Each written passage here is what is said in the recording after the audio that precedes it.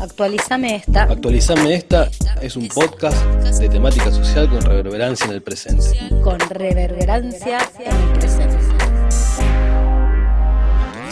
Producido por triplemedia.info Y desarrollado por Alejandro Gagliero y Maricel Dilleno.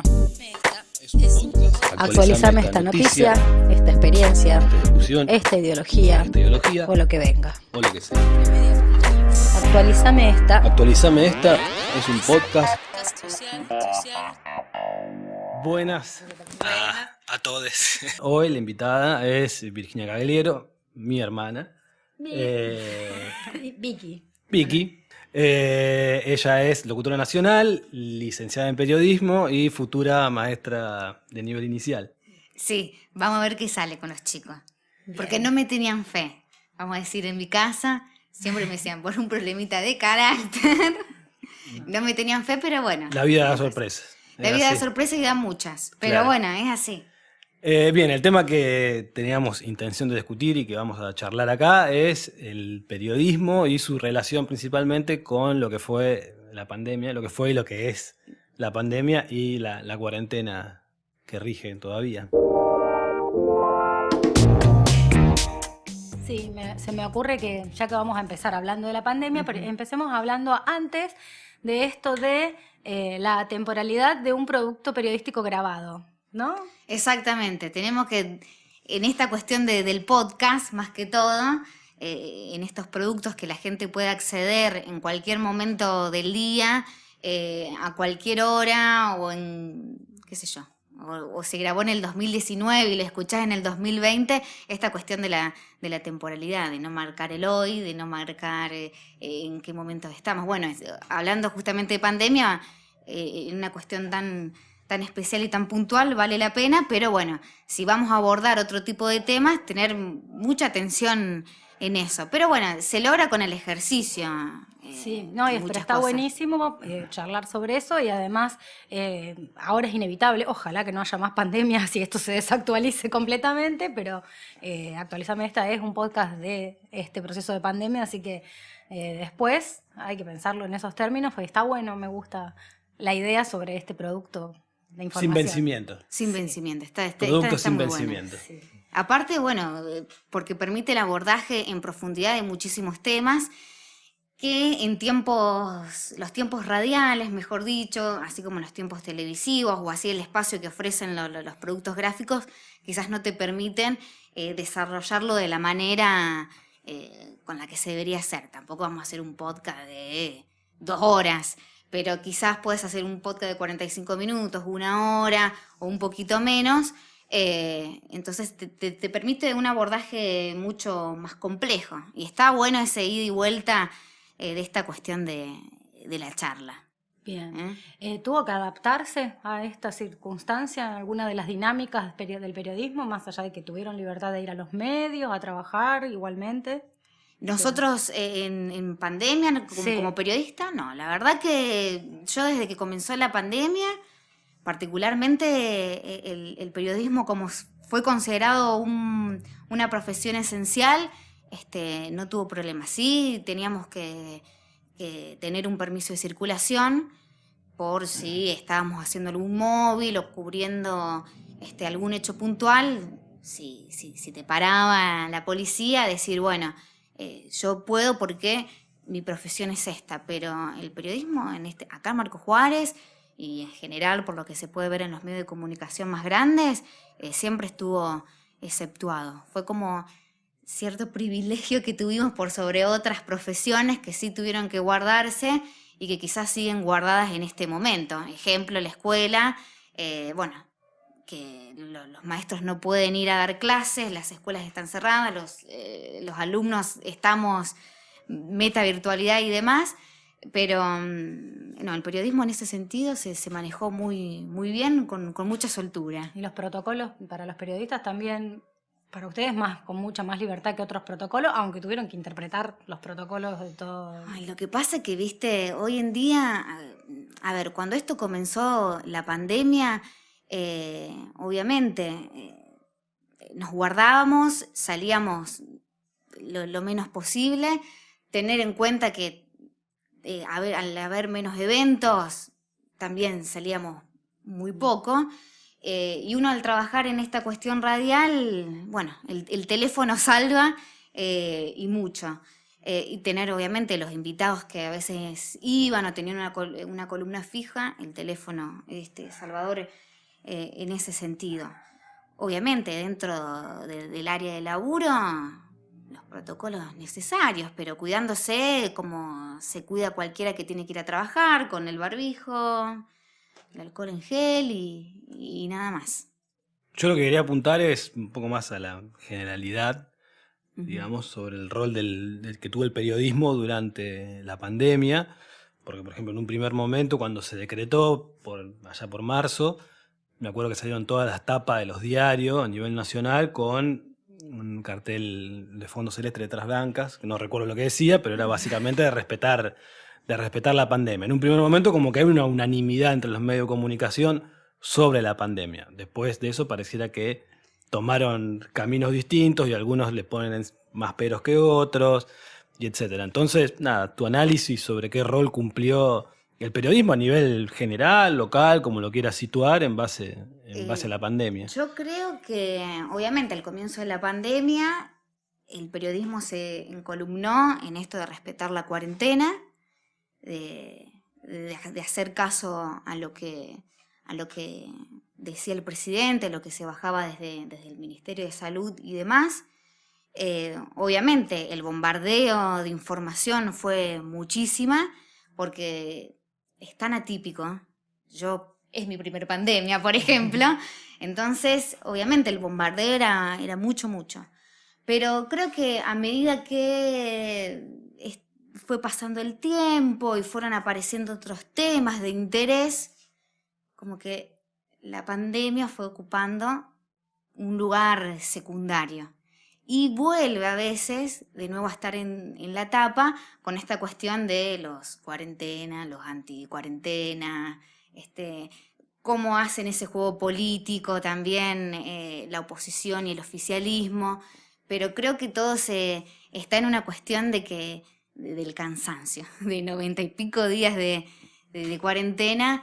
Creo que ha limado mucho esta cuestión. Pero bueno, yo como periodista sí puedo decir que, obviamente, primeramente y trabajando en la radio, era todo pandemia. Y después de a poquito, otros temas se fueron poniendo sobre el tapete porque nos fuimos también acostumbrando a esta situación de vivir en este nuevo contexto. Sí, lo más agobiante por ahí, exactamente. Los protocolos nuevos, a interpretarlos, a adaptarnos. Y más, a ver, ¿qué podíamos hacer nosotros cuando los protocolos no dependen de que lo elaboremos nosotros, sino de una institución estatal que es el que lo baja, que es el que lo elabora, los baja al municipio, el municipio los reinterpreta y después pasa a los medios? Entonces nosotros como medios estábamos siempre en el impas de espera, de a ver qué pasa. Después la forma en que cómo se comunica, cómo se baja esa información, si hubo errores o no, bueno, esa es otra cuestión y puede pasar. Porque bueno, también los departamentos de comunicación municipales se pueden haber avasallados por esta cuestión, porque un día el COE, en este caso, que es el Centro de Operaciones de Emergencia de la provincia de Córdoba, que es el que elabora los protocolos para la provincia, quizás un día te decía una cosa y al otro día te decía otra. Entonces, viste, es como bastante complicado. Pero bueno, al depender de algo que vos no podés manejar, y encima es provincial, que yo me imagino que también el Mataoste que debe tener el COE en decir qué se puede, qué no se puede, más las necesidades que la gente tiene que suplir. Nosotros como periodistas estamos en ese impas de espera. Nosotros la información la damos, por ahí la gente la quiere con urgencia, pero decimos, no, hasta que no nos llegue el protocolo del COE no te podemos decir nada. Claro. Y estamos confundidos hasta nosotros muchas veces. Desde tu punto de vista, esa toma de posiciones del periodismo en general, ¿no? ¿También se reproduce la toma de posiciones ideológicas de acuerdo a la bancada financiera de los medios, o puede haber periodistas que hacen un análisis más sesudo? Y A ver, Silencio estampa. Silencio estampa. A ver, el periodismo de por sí, hay mucha gente que cree que el periodismo es objetivo y la objetividad no existe. El periodismo es recontra subjetivo desde el hecho de que nosotros como personas estamos atravesados por historias y también desde el punto de partida que los medios tienen sus intereses. Entonces, en un contexto de pandemia, en donde, y más ahora, en donde se nota esa grieta, quizás mucho más que al principio, obviamente, debe haber algo Claro. que, que banca, bueno, ustedes se tienen que alinear bancamos la cuarentena y ustedes, bueno, no. Claro. Somos anticuarentena. Por ejemplo, pensando el grupo Clarín, por ejemplo, porque es el grupo comunicacional más grande que tiene el país. El grupo Clarín en realidad es el brazo comunicacional de un grupo empresario que tiene sus propios intereses y que, por supuesto, los medios de comunicación que lo componen defienden los intereses que tiene el grupo. Por ejemplo, yo me acuerdo de la ley de medios en su momento. La ley de medios podría haber sido buena, podría haber sido mala, eso quedaba a criterio de cada uno, pero como perjudicaba netamente los intereses del grupo Clarín, la postura del diario era no de un análisis, sino de una crítica constante a esa ley. Entonces, está bueno eso que remarcaba, que el periodismo, porque mucha gente cree que el periodismo es objetivo, que el periodismo es independiente, y que lo que los periodistas dicen desde cualquier punto de vista es como que podría ser la expresión de la realidad, pero inclusive vos también lo podés ver en programas de televisión o en los canales, específicamente los eslóganes que tienen. TN, periodismo independiente, y pertenece al grupo Clarín. Claro. O sea, te hacen creer desde esas oraciones y la gente... No sé si no lo entiende, pero le han metido tanto esa idea que quizás le cuesta desconstruir esta cuestión. Uno porque estudió y porque quizás desde el terciario y desde la facultad le abren la mente. Pero no, el periodismo objetivo no existe desde ya.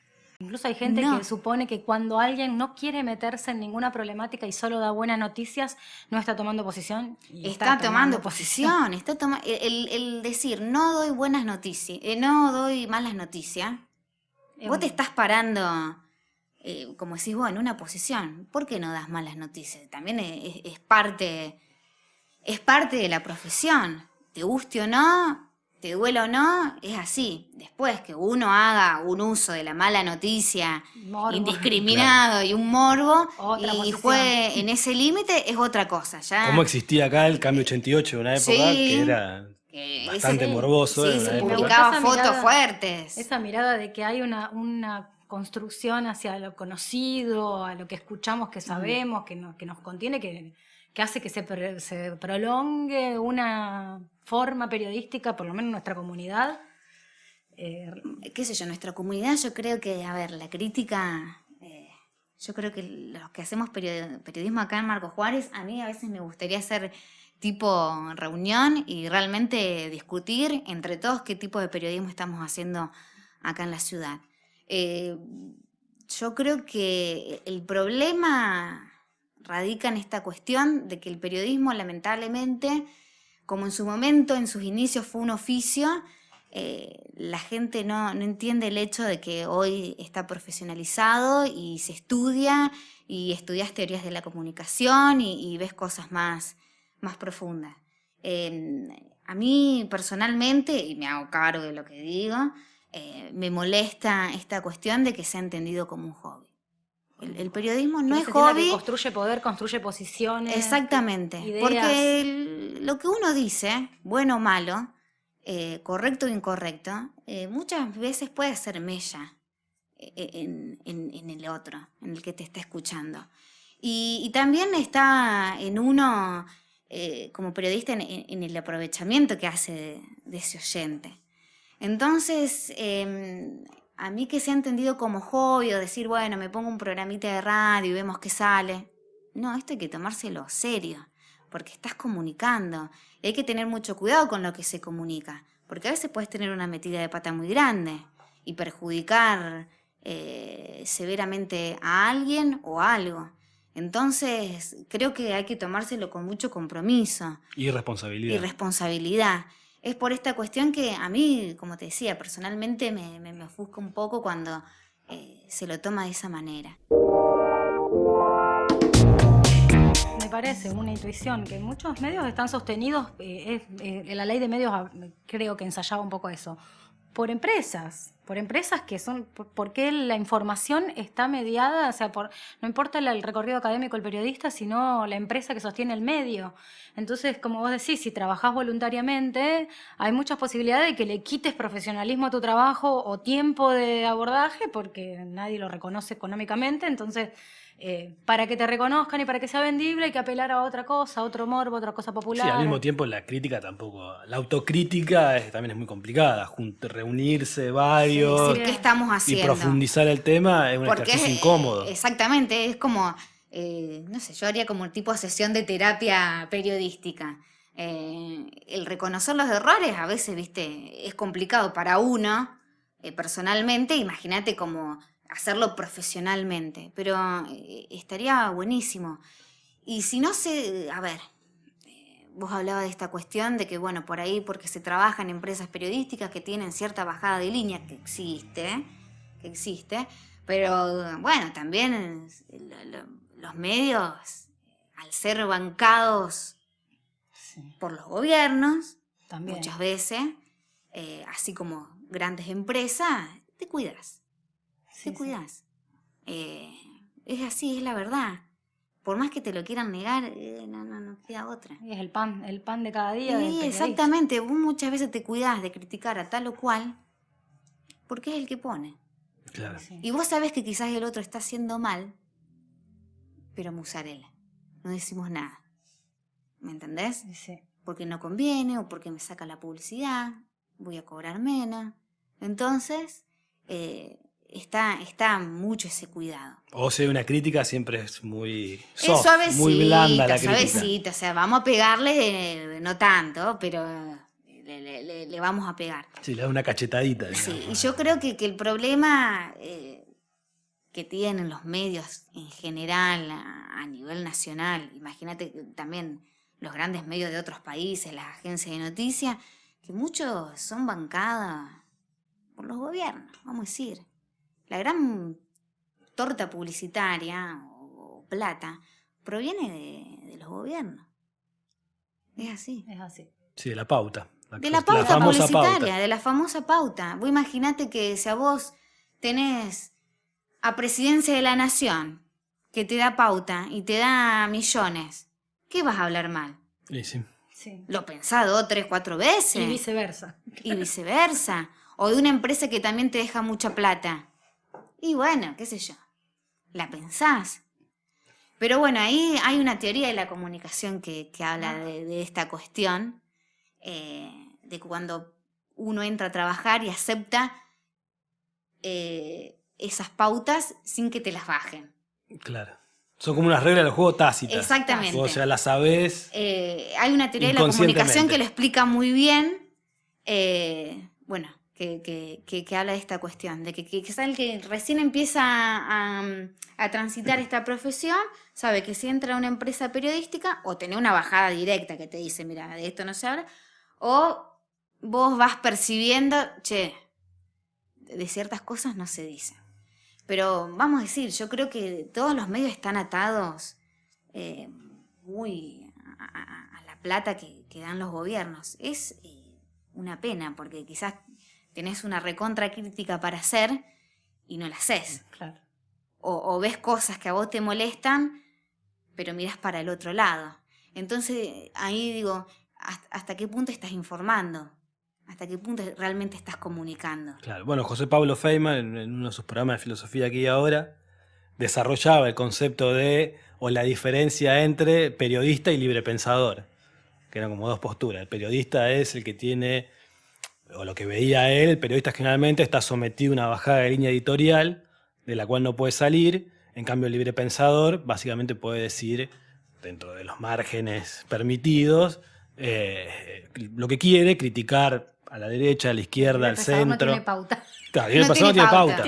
O sea, teniendo en cuenta lo que vos marcas, no habría libres pensadores. Claro.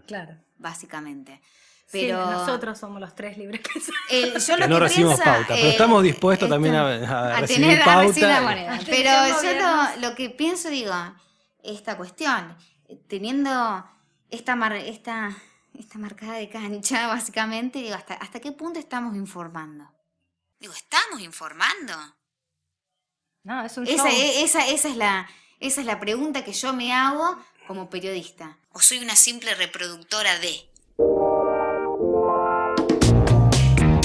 Por lo menos para mí, para cerrar, es simplemente preguntar en qué le falta al periodismo de Marcos Juárez, según tu perspectiva. ¿Qué le falta al periodismo de Marcos Juárez para Además mejorar?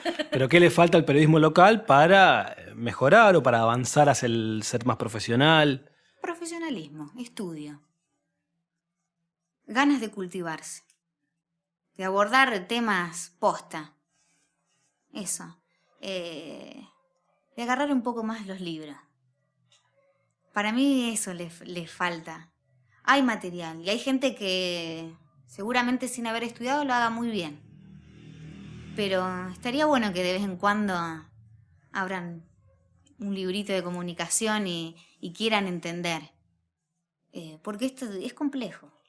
Pero acá en Marcos Juárez yo creo que eso es profesionalismo, es las ganas de cultivarse, es proponer cosas distintas, por ejemplo, como lo que hacen ustedes con el podcast. Es algo que los medios no explotan. Todos nos paramos en los medios tradicionales. ¿Me entendés?